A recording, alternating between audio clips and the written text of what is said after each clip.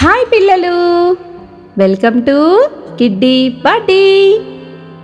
అనగనగనగనగా ఒక అడవిలో సింహం, చిరుతపులి ఉండేవి. ఆ రెండింటికి వయసైపోవడంతో పెద్దగా వేటాడలేకపోయేవి. ఏదోలా ఉన్న దాంట్లో సరిపెట్టుకునేవి.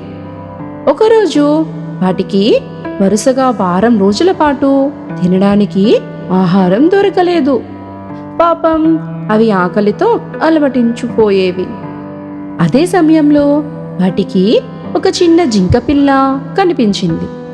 అప్పుడు సింహం అన్నది, మిత్రమా, మనం ఎవరికి వారే వేటాడుతుంటే జంతువులు పారిపోతున్నాయి కదా.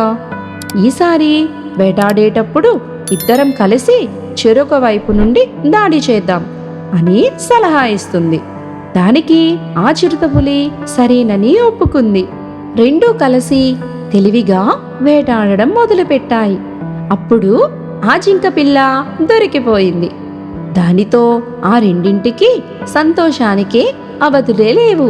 అయితే ఆ సింహం ఇలా అంటుంది, కలిసి వేటాడాలన్న ఆలోచన మొదటగా నాకే వచ్చింది, అందుకే ముందు నేనే తినేస్తానని అంటుంది. దాంతో చిరుతకు ఎక్కడలేని కోపం వచ్చింది.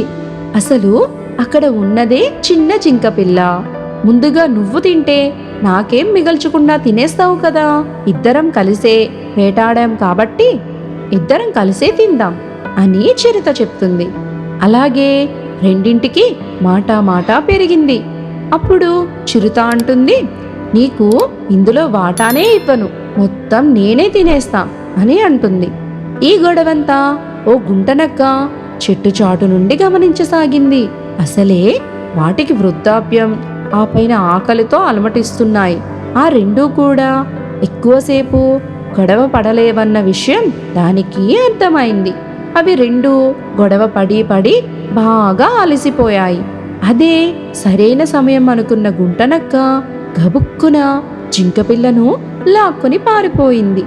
అయ్యో, కలిసి పంచుకొని తినకుండా గొడవపడి మన ఆహారాన్ని పోగొట్టుకున్నామే అని సింహం, చిరుతపులి ఎంతో బాధపడ్డాయి. మరి ఈ కథలో నీతేంటంటే జీవితంలో ఉన్నదానితోనే తృప్తిగా బతకాలని ఈ కథ నుంచి మనం నేర్చుకున్నాం. ఈ కథ మీకు నచ్చినట్లయితే మరి లైక్ చేయండి, షేర్ చేయండి, సబ్స్క్రైబ్ చేయండి.